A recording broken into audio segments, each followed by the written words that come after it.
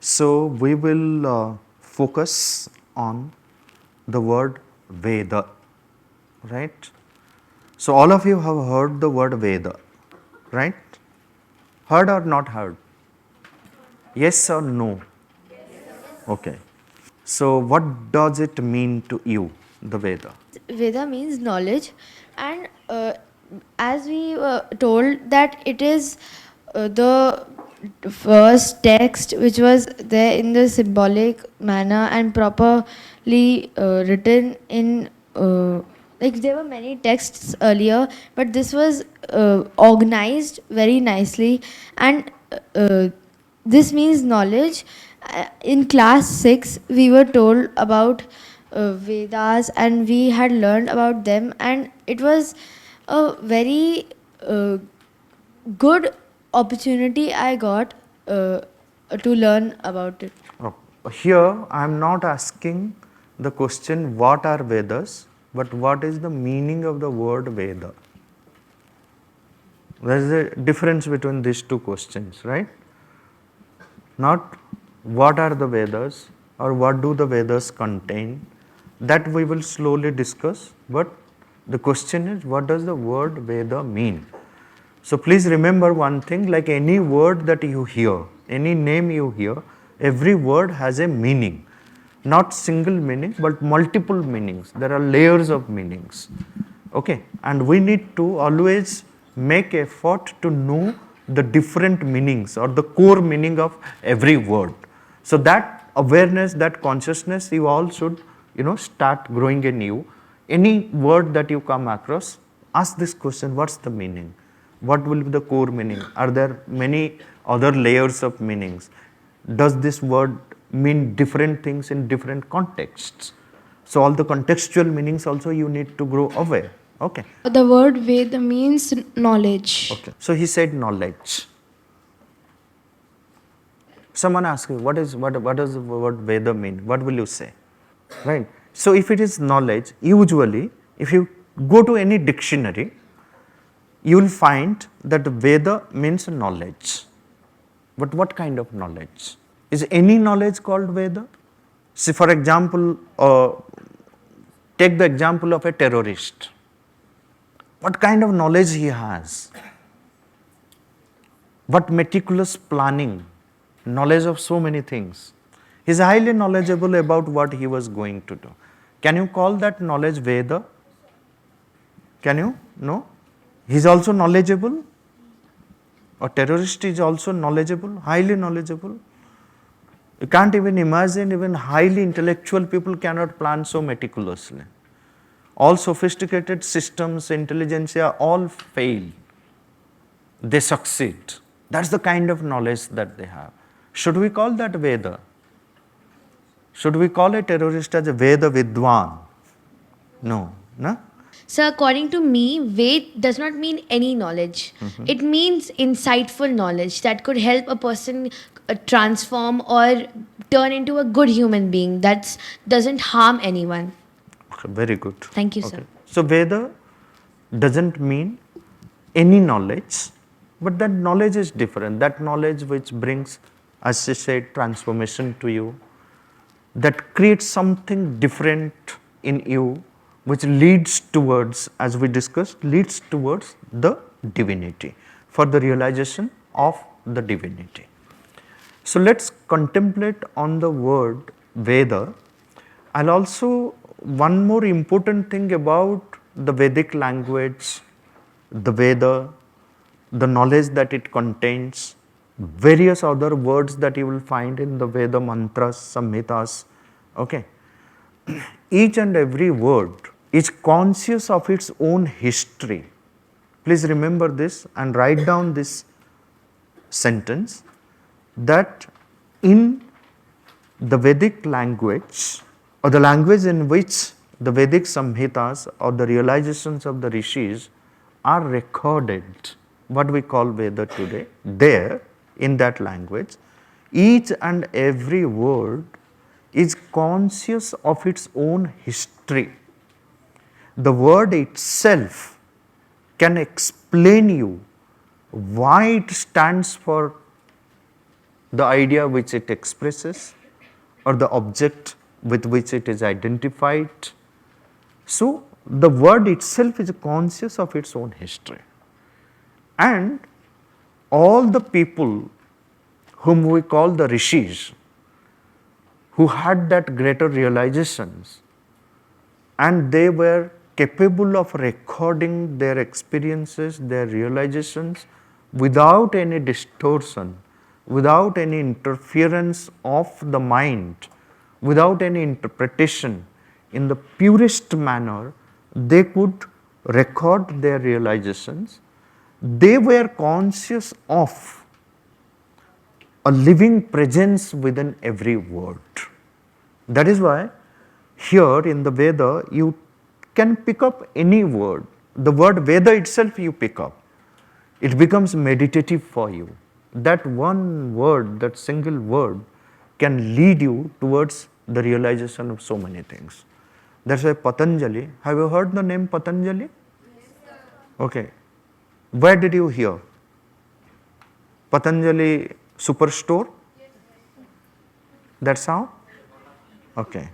Maharshi Patanjali, right?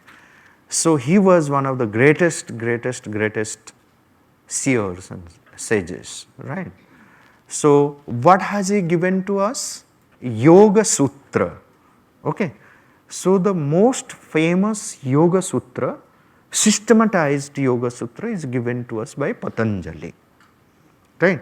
He also has given another text called the Mahabhashya, which pertains to language, Yoga Sutra pertaining to our psychology, the well-being, the mental psychological well-being. Also, the history says that he created another work on Ayurveda, which is not found. So that Patanjali Maharshi says, Eka Shabda. You don't need to be troubled with so many words. You don't need to be in a forest of words in language. He says, Eka Shabda, a single word, Samyak Jnata. You have to know it perfectly. A single word, and you know it perfectly. All its dimensions, you look at it. In its depth, in its height, in its breadth, you know it totally. Okay, Eka Shabda, Samyak Jnata. And after you have associated with that word, after you know the meaning, the different dimension of that word, Suprayukta, consciously used. Okay, consciously used. Eka Shabda, Samyak Jnata, Suprayukta. Then it says, Swarge Loke Cha Kamadhuk Bhavati. It means it yields much good result here and hereafter. So he emphasizes that, Samyak Jnata, Suprayukta, Eka Shabda, right? Eka Shabda, one word, Eka Shabda.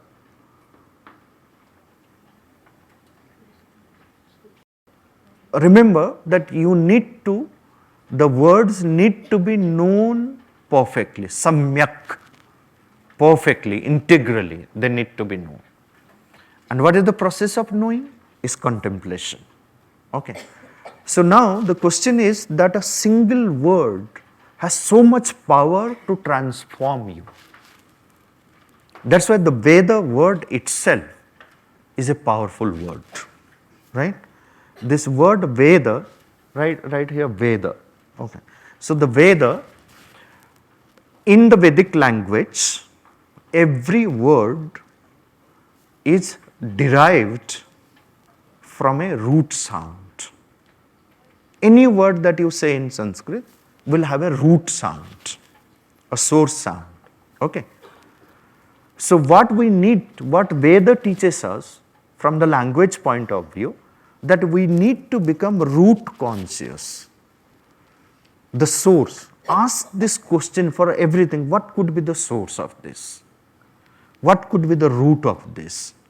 This is one of the greatest messages what we learn from the rishis, how they have designed the language, how they have systematized the knowledge.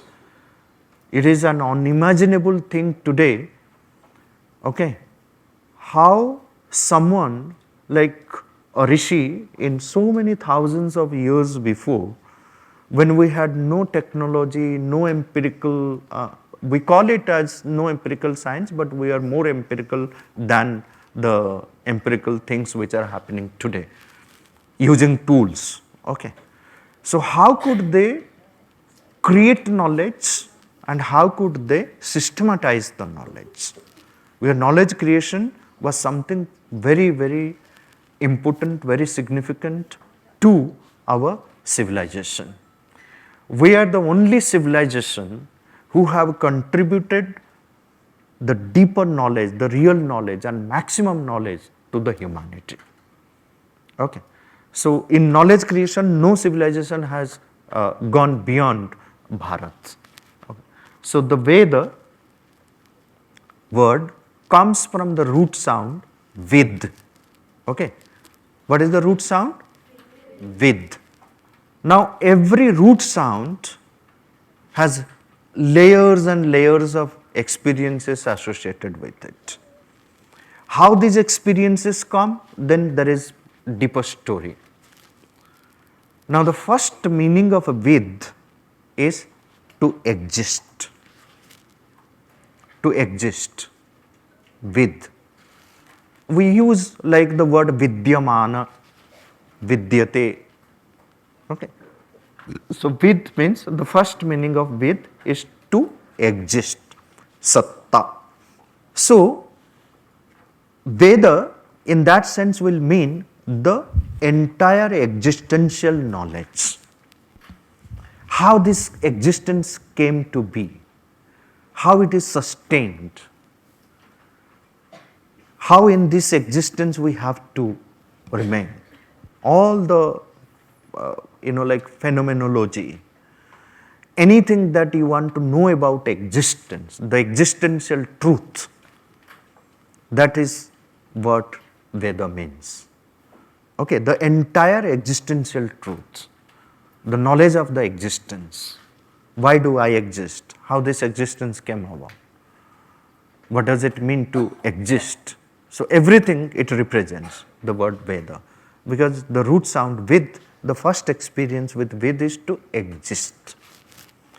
The second layer of meaning of vid is to know,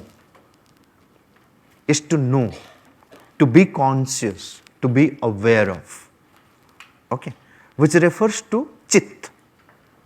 The first is exist, which refers to sat, satta, satya, our existential truth. And the second is to knowledge, awareness, consciousness, which refers to chit. Okay. So sat, chit. Like you say, aham vedmi, like I know. Aham vedmi. That's how you form a conjugated form of the root sound vid, right? Then there is a third layer of meaning. So third is to gain. Okay, labha. Okay, to gain. So vid means to gain, and the verbal form that you have is vindate. Vindate. Have you heard the word Govinda? Govinda. Anyone? What does the word Govinda mean? We all are familiar with Govinda. Whose name is Govinda? Krishna's. Don't use the word Lord. It's a very colonial word. Don't use, you can use the word Bhagavan or simply say Krishna. Don't use Lord Krishna. We all used to use that word without knowing what does Lord mean. Like in the court, if they say Lord, it's fine. But when we are associating it with Shiva, Rama, Krishna, use the word Bhagavan, right, instead of Lord. So whose name is Govinda? Of Krishna, okay, of Krishna, the word Govinda. Why is he called Govinda? Is cow. So Go is cow, and Vinda means he has gained cows. So he is taking care of cows. This is the ordinary meaning that you have Govinda. Now there is a problem here. If you translate the word Govinda, go, as a cow, Veda will not allow you to translate the word go as a cow. It will be very, very difficult. If you translate go, we will face problem also. How many of you have heard the name Tulsidas? Tulsidas. What did he write? Ramcharitmanas. So there is an epithet associated with Tulsidas. He is not known as Tulsidas. He is known as, what is the epithet? Goswami. He is known as Goswami Tulsidas. How will you translate Goswami? Cow's husband? No? Cow's palan? You don't hear any story that Tulsidas had cows. No. This is where the Veda makes us conscious of many, many layers of the meanings. Okay. So go, the primary meaning of the word go is light. Go means light. Go means this earth. Earth is also called go. Gochar. Okay. All our indriyas, all the senses are also called go. Okay. All the senses are called go. Why the senses are called go? Why the earth is called go? Why the cows are called go? Okay. Even our Vani, the speech is called go. If you go to the Sanskrit dictionary, you will find layers of meanings. Go means light, go means earth, go means indriyas, the senses, go means Vani, the speech. And in all these things, you will find there is a movement, there is a motion. The cow keeps moving. There is movement in the light. There is movement in the speech. There is movement in the indriyas, right? So, motion again is central to the idea go. Light travels, penetrates, removes, it does, it's active, right? So, in different contexts, you have to draw different meanings. So, Goswami Tulsidas is the one who had complete control over his senses. Goswami. That could be seen in his character, in his whole life, right? He had complete control over his speech, his indriyas, his senses, right? So that's why he was called Goswami Tulsidas. Now Govinda, the Krishna, is very beautiful, like why we have kept a session and why in this school we give lot of importance to Sri Aurobindo and the mother and their writings. No one on the earth has given such subtle meanings, has brought out those deeper meanings of the words. He doesn't translate Govinda when he translates or interprets the word Govinda as Krishna's name. He says he is the guardian of light.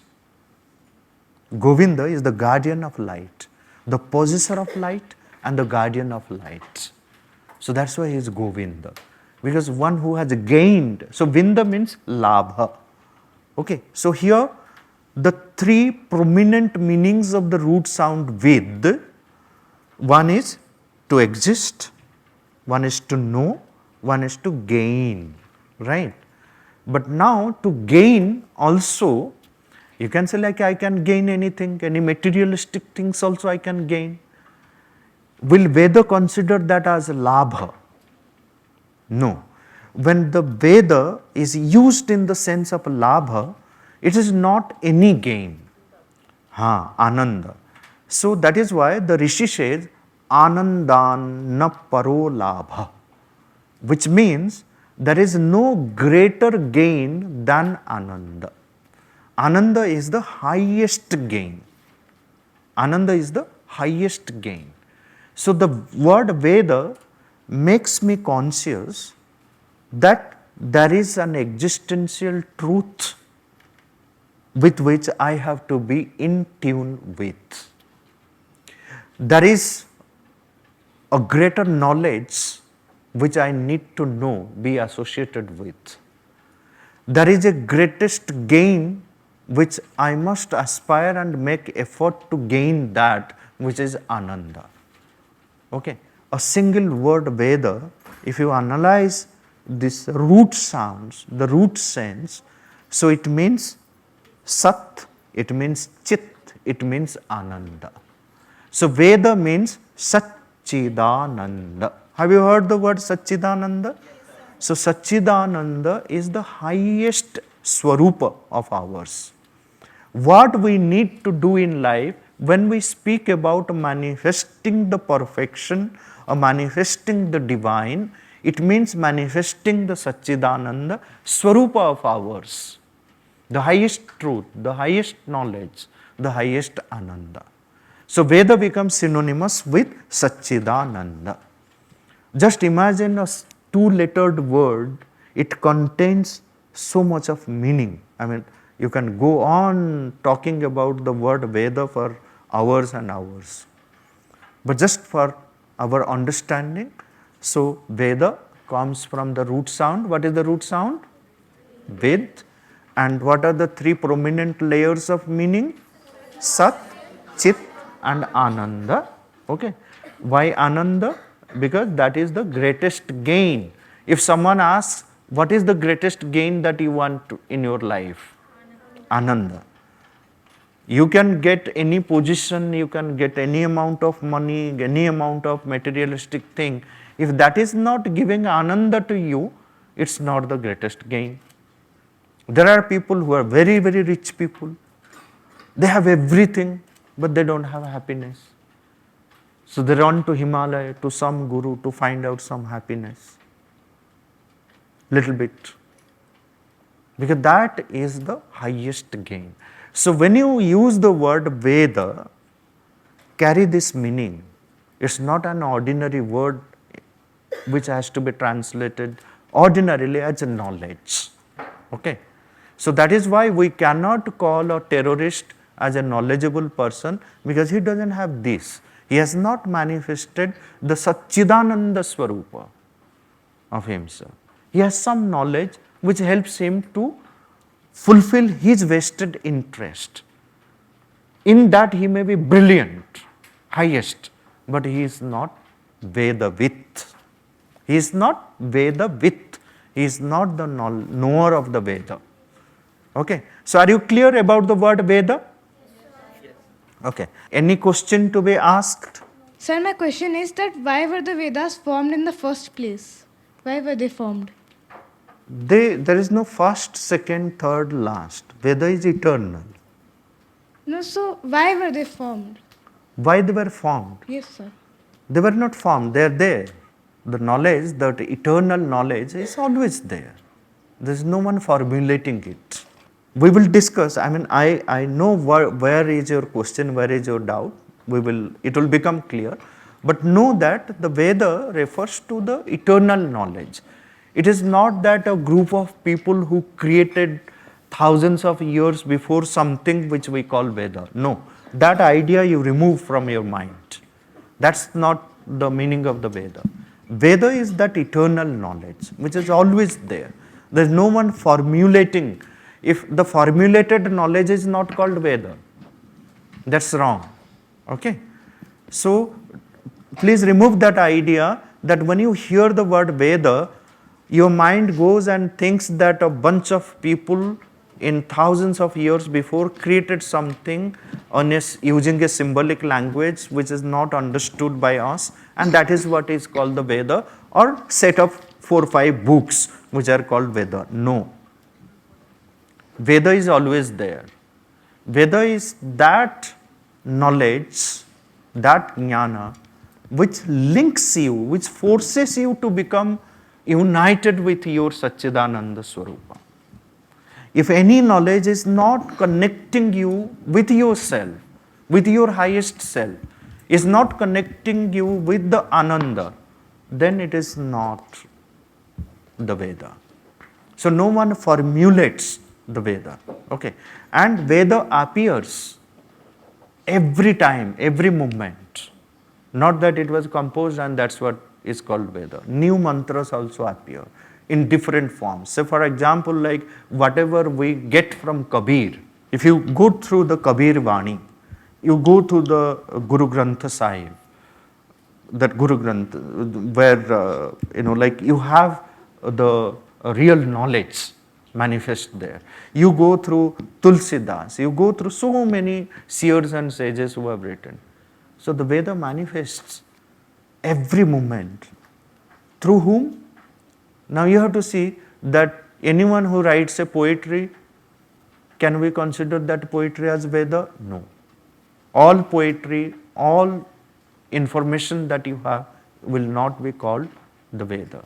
Everyone who is writing that will not be called the person through whom the Veda gets revealed. So that becomes the next point of discussion. Yes. Sir, this doubt arose in my mind that relating it to what you told us earlier about the divine, that Anand is the supreme, the greatest gain. So, is Anand a quality to the divine, or is Anand attained after we get closer to perfection?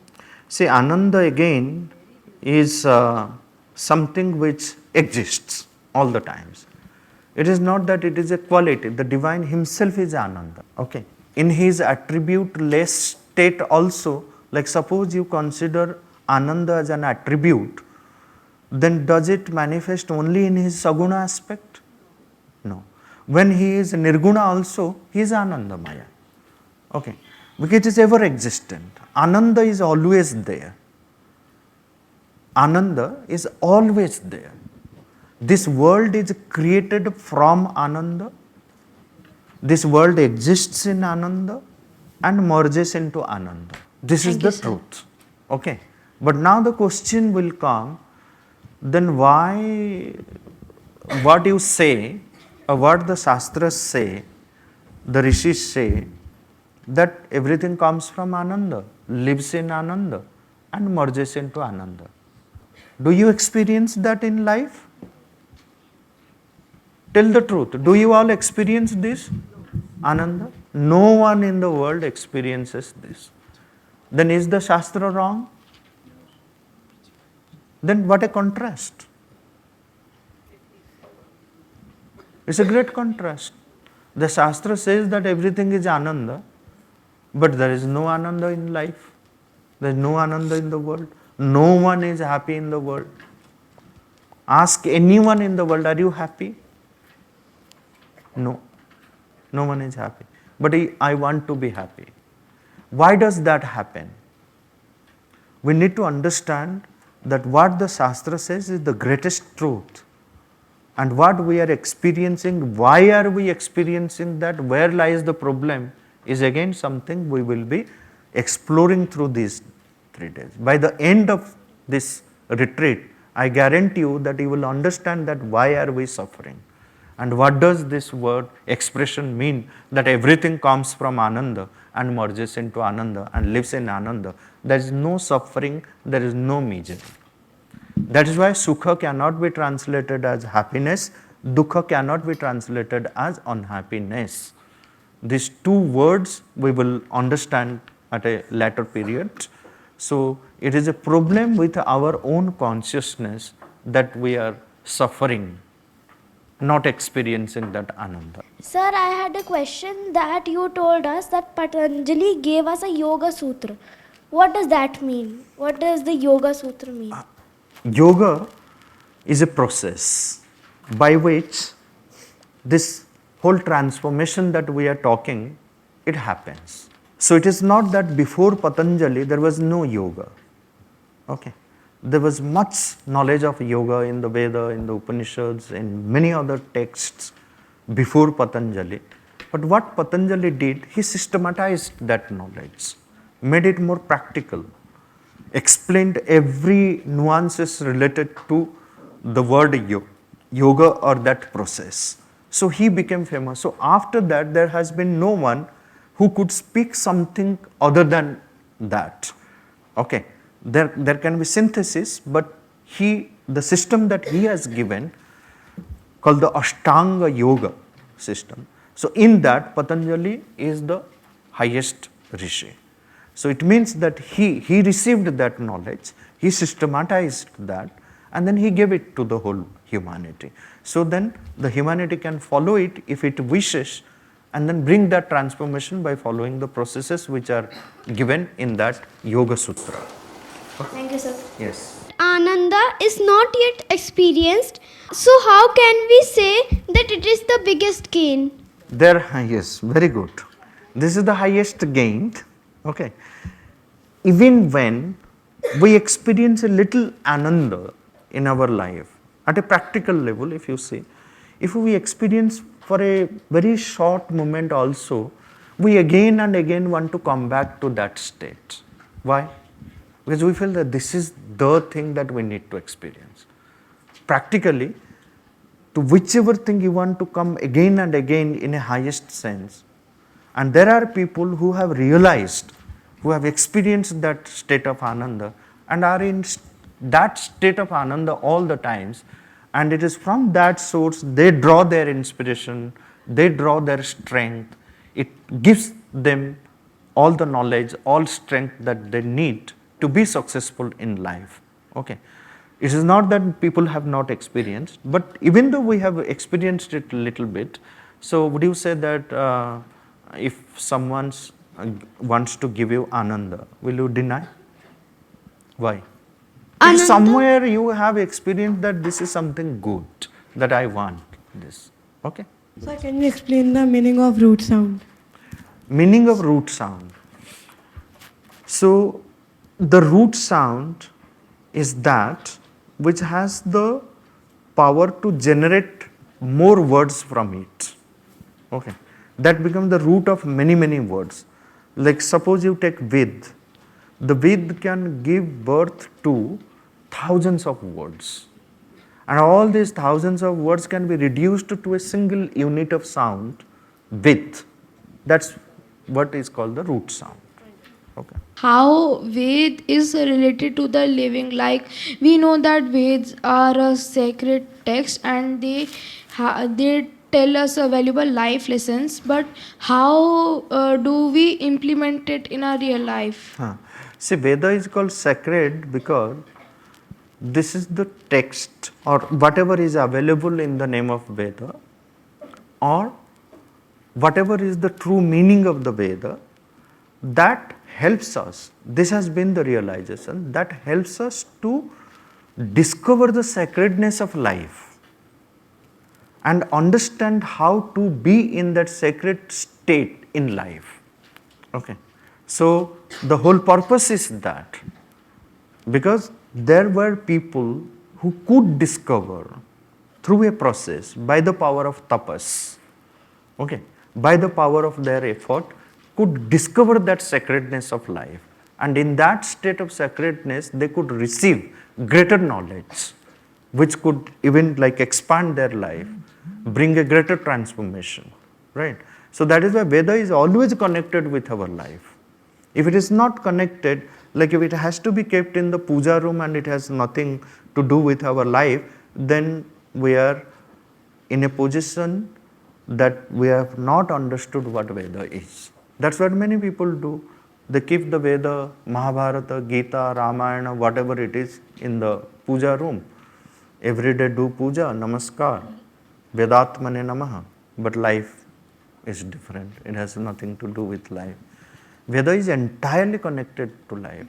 It is about like what is life, how it has to be lived, how the greater knowledge, greater light, greater truth that can be discovered and manifest in our life. It is meant to shape our life. It is meant to give us a new birth, the birth into a higher consciousness. It makes us Dvija. Dvija means second born. Second time we will be taking birth. There is a physical birth and there is a spiritual birth. So it is the Veda which gives us that spiritual birth. Okay? It's always connected with our life. Sir, you spoke a term called animal consciousness. Could you elaborate on that? Yeah, animal consciousness is, as I said, like from man animal, we will move to the man human, and then from there to man divine. Right? This is our journey. So what is that animal consciousness? Do you get angry? Okay. So when you get angry, know that this is coming from your animal consciousness. This is an animal impulse or instinct which makes you angry. Do you feel jealous? Do you feel very arrogant sometimes? So anything which is negative, which puts us in problem, it belongs to that limited animal consciousness. Okay, it creates all kinds of negativity and then binds us. Pashu, which is translated as animal in English, Pashu means anything that which binds you, limits you. Okay, Pash is the root sound. Like Veda has the root sound Vid, Pashu has the root sound Pash. Pash means to bind. That's why you have another word like Pasa. You say na? Pasa, Yama Pasa. Yes, the noose is called Pasa. So by which you bind something. Comes from the same root sound. Pashyati, to see, also comes from the same root sound. How do you see? When the vision is fixed. If the vision is not fixed, is not in a fixed state, you can't see anything. So pashyati means you are fixing your vision, then the seeing can happen, right? So pashu means anything which binds you, limits you, creates all kinds of weaknesses, shortcomings, loopholes. That is what is our animal instincts. So like you want to behave like a dog, behave like an eagle, behave like a donkey, behave like there are good qualities also in animals. It's not that there are no good qualities.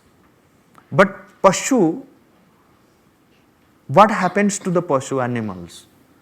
So some people say, because this is what, there is a beautiful story which Swami Shivananda Saraswati has written to answer to this question. Okay. So what happened, very briefly I will tell you this story, so then you have a clarity about this.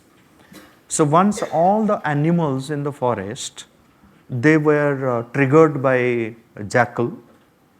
They said that when we all animals have so many good qualities, why man is called the glory of creation? Man considers himself highest or not, better than animals or not? Why? फिर भी हम बोलते हैं कि मेरे घर की कुत्ता तो तुमसे बेहतर है. बोलते हैं नहीं बोलते हैं?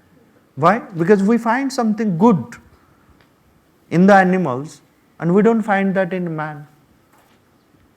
तो animals लोग, सारे animals जितने भी थे पशु लोग एकदम भड़क उठे सियार के बोलने से. So they all went, they said that today we will go and then destroy the entire human beings. The humanity we will destroy. Because it's a selfish animal on this earth, of no use.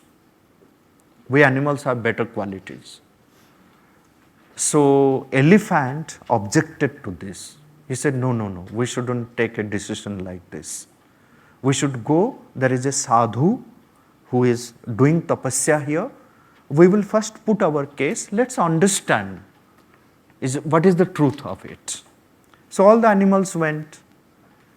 Then every animal, the sadhu asked that, okay, each one of you, one by one, tell me what are the good qualities that you all have. So the dog said its own quality. He said,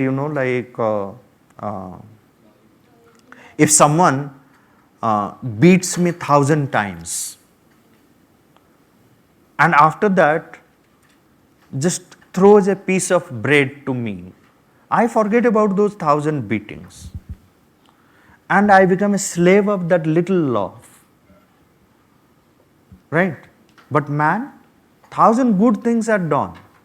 If by mistake a small wrong thing happens, he forgets about those good things and what harm he doesn't do to his fellow being. How can man be glory of creation? Similar, the crow expressed its own good quality. Lion said, we animals are dear to gods. Sadhu said, how? He says, simple. Durga Devi sits on me. Ganesh ji तो मूषक को लेके घूमते हैं, शिव जी के पास वृषभ है. Have you seen any god carrying any man with him? No. We all animals are dear to gods. They choose us. We are the chosen beings by the divine. Right? So how can man be great? Then the tiger said, Sadhuji, there is nothing that is useful of man when he dies. Okay, it has to be completely destroyed, his whole body. But if anyone like me, we dies, my brother, my sister, anyone dies, okay. See, the very skin on which you are sitting and doing tapasya belongs to one of our family members, right? So every part of ours is useful, even though we die. So like this, many animals, they express their good qualities, a long story. Then Sadhu said the final verdict. What did the Sadhu say? Sadhu said, well, I agree with you all. You all have got beautiful qualities. But the problem is, if a dog has certain qualities, all the dogs in the world will have the same qualities. If a crow has certain quality, all crows will have certain quality. The crow cannot manifest dog's quality within itself. Dog cannot manifest lion's quality. It's all fixed. But the man has something within. The human consciousness has something deep within, by the power of which he can become Ananta Gunavan. He can manifest all the good qualities in the world. All the good qualities. That's what makes the animals different from. So when you become fixed, you are Pashu. You live with your own few moral, ethical qualities whole life. You are a Pashu. Even though you have some certain good quality, still you are Pashu because you are not growing. You are not manifesting many qualities. So that's why the moment you stop progressing, you are a Pashu. So the very nature of animal consciousness is to limit us. Doesn't allow us to grow, manifest new things. As long as that doesn't happen, we are a Pashu. When we keep progressing, we are the real man. Right?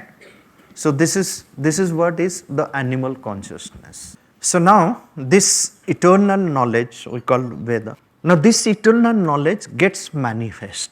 So the first word we contemplated was on the Veda, where we discovered the deeper meanings of the word Veda, which we need to carry all the times we hear the word Veda or we use the word Veda. The next word that we are going to contemplate, which is necessary to understand what the Veda is and what we need to do in order to understand the Veda, enter into the realm of Veda, what is necessary. Through the next word, we will understand that. The next word is Rishi.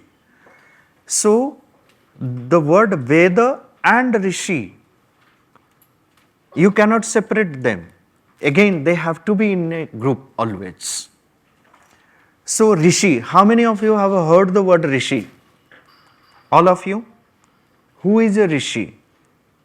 The one who knows the Veda is a Rishi. Who is an inspired seer? Okay. So what is the image that you carry when you hear the word Rishi? Sir, according to me, when I hear the word Rishi, I think of the person who knows and is the one who can teach. The one who knows and who can teach. Okay, good. What is the image that you carry? So always we carry some image. Okay.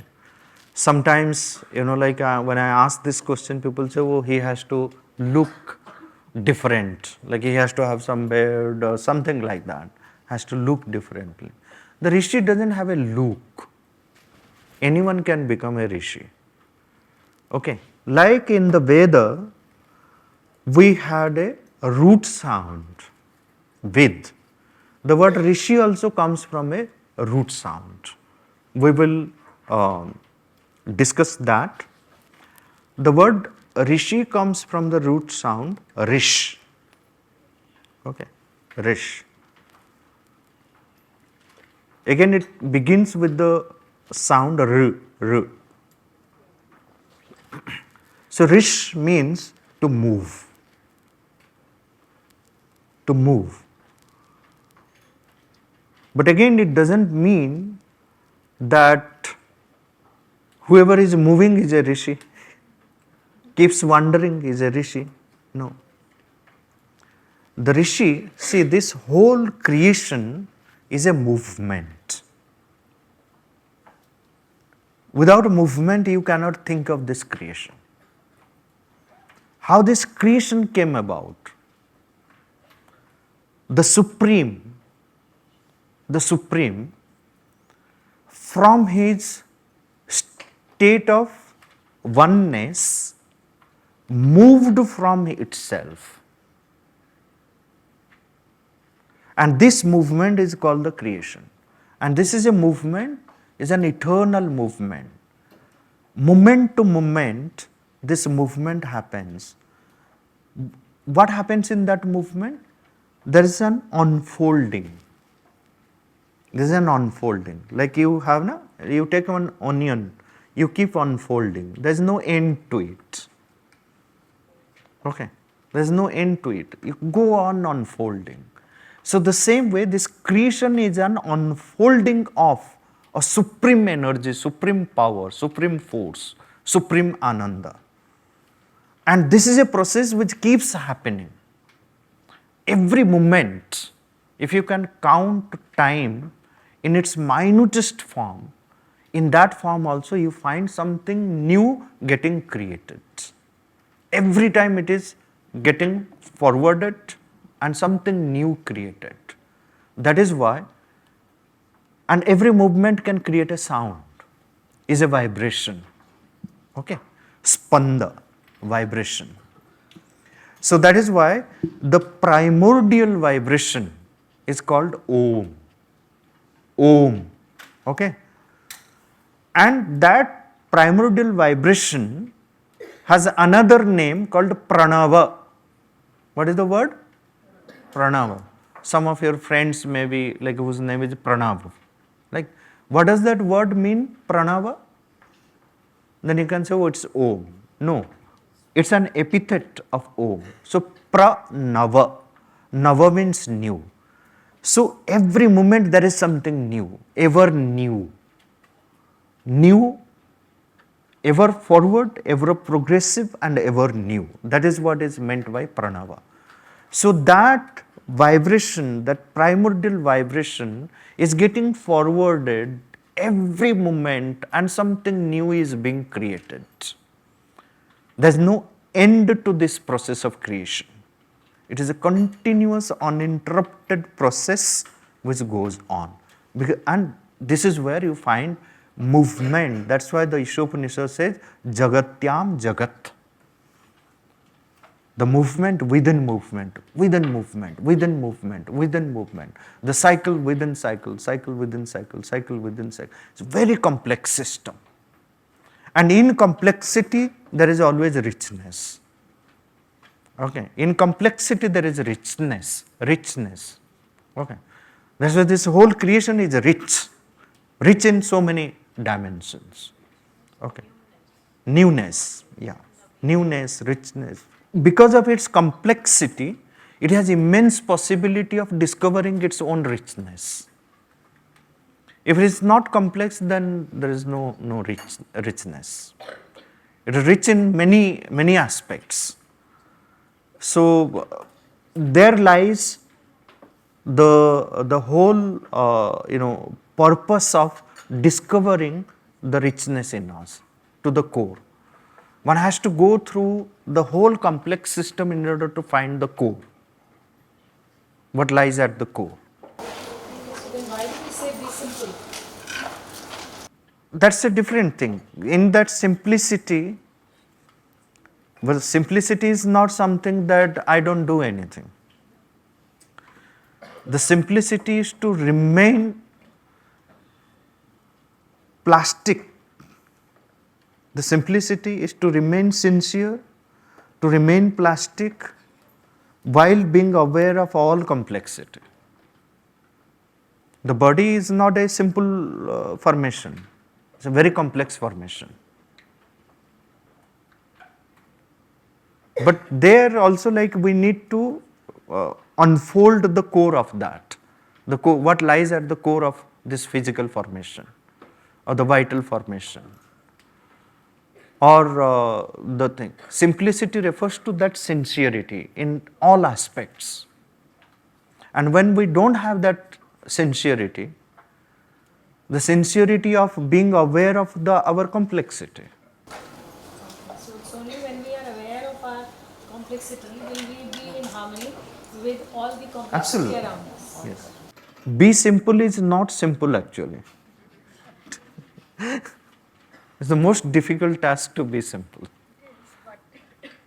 Yeah, the simplicity refers to that sincerity in being conscious of the complex nature of ours and then remain aligned.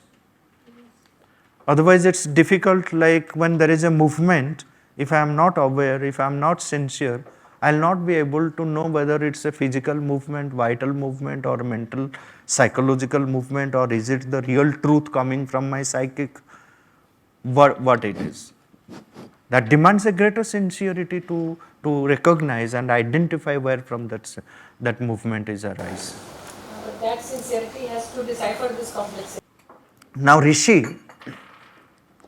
when we say that everything is a movement, Jagatyam Jagat,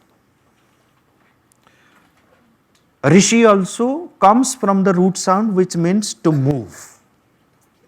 So the Rishi is the one who knows the movement, who is one with the movement, one who moves with the movement, remains aligned with the movement, he knows the truth of the movement, he remains aligned with the movement, and he keeps moving. He is not a stagnant personality, keeps moving, Rish. But the most important thing is he knows the truth of each and every movement. How does he know? He knows by the power of tapas. He knows by the power of tapas. Tapas is a sincere, burning effort, intensely experiencing the warmth of that flame of aspiration and energizing oneself, intensely experiencing the warmth of the flame of aspiration which is eternally burning within us, and to remain in alignment with that and then translate that into action. Okay, so the Rishi is always a kriyavan, dynamic, energetic. The Rishi doesn't allow any kind of tamas to take place. Okay. The moment there is tamas means anything which creates lethargy in us, laziness in us, darkness in us, puts us always in something negative. Okay, that's tamas. So once you allow that, then you yourself become a barrier in manifesting the Rishitva, the Rishihood in you. Okay. So within every one of us, there is a rishi sitting. There is a rishi present. And our responsibility is to manifest that rishi. And when that rishi is manifesting, it takes care of manifesting an inner vision, an inner audition. So your looking at the world and yourself becomes very different with that drishti, antardrishti. Okay. So a rishi, the first thing that develops in a rishi is the drishti. Remember this word, drishti. That once the rishitva is in manifest, okay, so then the drishti changes. You look at everything from a different angle. Drishti, antardrishti, the inner vision. A rishi is capable of hearing the truth, the voice of the truth directly. He can see the truth directly. He can hear the voice of the truth directly. Right? He can be face to face with the truth directly. We do not experience many things, we do not have the real knowledge because we are not face to face with the truth. But then truth can appear in many forms. How to decide whether it is the real truth or not? Okay. I hear a voice from within. How do I decide whether it is the right voice or not? I can be misled. So, yes, by contemplation, but it is not, even though you contemplate, if you do not have that power, okay, so without that, you cannot, discriminate between what is right, what is wrong. And the problem is, like, what seems to be right may not be right, or may be right in one condition, not right in another condition, right in one place, not right in another place, right at a particular point of time, and after sometimes it becomes unright. So, desha, kala and patra. It may be right to you, not right to me. So, please know, so that is why you cannot say that this is the truth. That's wrong to say. This is the truth. No. The same truth can be untruth in another condition, in another place, for another person. Contextually, it can change its form. So that is why what is needed more than drishti and shruti, or along with the drishti and shruti, what is needed, the most powerful element without which we cannot really make a real progress is the viveka, viveka shakti. Viveka shakti is the power of discerning, discernment, the power of discernment.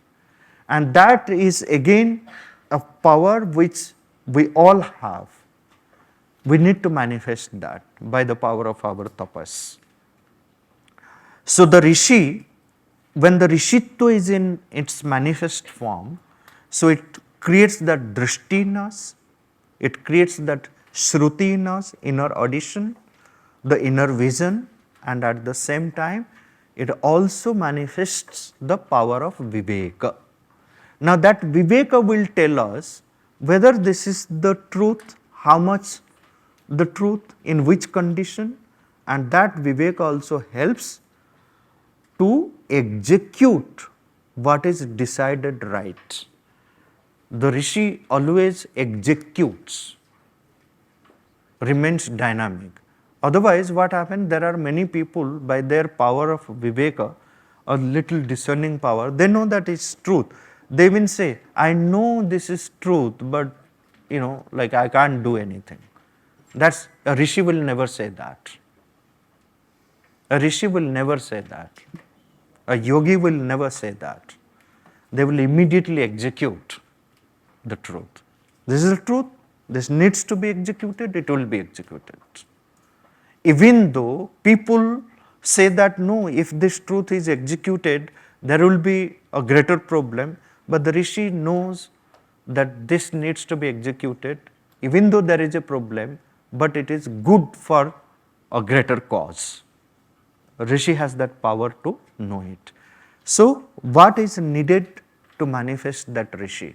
Tapas, a discipline that we need, sadhana, which is needed. Without sadhana, without tapas, without, please remember another word, bahushrutya, not bahubali, okay, bahushrutya. Please write down the word bahushrutya. Bahushrutya means many learning. Keep reading, keep learning. A rishi keeps learning from everything. It doesn't mean that learning happens only, like when you open your book. There are many things in front of you from which you can learn. You can learn great things from the nature, from whatever lies outside you. So if you have that aspiration and if you have that willingness to learn, you can learn from anything. Everything has some message to convey to you, some good message. So you should be in a position to receive that message. That power of receptivity has to be there. So that is why we say we need to, while being educated, while we are doing our schooling, so what we need to, the three primary powers we need to develop in ourselves. What are those three primary powers? Grahana, Dharana and Smarana Samarthya. Samarthya means that ability. Grahana Samarthya, the power of receptivity. That you have the ability to receive. There are many people who listen, sit in the classroom just passively. They can't receive anything. They don't have that Grahana Samarthya. And once you have received, you need to retain it, sustain it in your consciousness. That is the Dharana Samarthya. Okay, you have the power to receive, you have received, but you don't have the Dharana Samarthya. So it doesn't get retained in you. So once you start retaining it in the consciousness, so it starts bringing some change in the consciousness. It sinks into the core of our consciousness because every cell of ours has a memory of its, has a chip, memory chip. It retains things. And once you have a greater dharana samarthya, then you are in a position to recall it, remember it. That's called the smarana samarthya. So this is where is our discipline, and the rishi, a rishi's way of being educated is this. The first thing in education is to develop this grahana, dharana and smarana samarthya, right? So rishi puts himself in a discipline where he has a greater power of receptivity and retaining what he receives and the power to recall whenever needed. This is what defines a rishi. And there is a presence of rishi in every one of us. We need to manifest that rishitva by following this discipline, tapas, bahusrutya, daksha. Daksha means our skills. We need to develop skills. We need to be skillful. My grandfather was there. He used to say, जूता सिलाई से लेकर चंडी पाठ तक सब आना चाहिए तुमको. Never reject anything. Never say, oh, it is ये छोटा काम है, मैं क्यों करूं. You should develop all kinds of skills in you. Become self-reliant. A rishi is always self-reliant. उसको किसी की जरूरत नहीं है कुछ काम के लिए. Yet he is well connected with everything and being. He doesn't lose that connection. Okay, that interconnectivity, he is more aware of that interconnectedness, remains connected inwardly. with everything. Or Sri Aurobindo can sit in his room quietly for 24 years, not coming out, not that he was disconnected from the rest of the world. He was inwardly connected and was aware of the world events, whatever was happening, moment to moment. And wherever intervention needed, he intervened and corrected and guided. That is what is the power of a rishi. He can be anywhere. That's why rishis sit in the caves. You go to Himalaya, so many caves. Do you think they are isolated from the world? Outwardly maybe, but inwardly they know every movement that is happening. And they keep correcting from that inner state of silence. That's what defines a rishi. And when one attains to the state of rishihood, becomes a rishi, so the eternal knowledge manifests through that rishi. Then the revelation happens. So revelation happens, that is why Veda, when you say the knowledge which is recorded in the books, okay, the Vedic Samhitas, no one has written those things. It is revealed knowledge. It has revealed, it has appeared, it has manifest in the very consciousness of the rishi.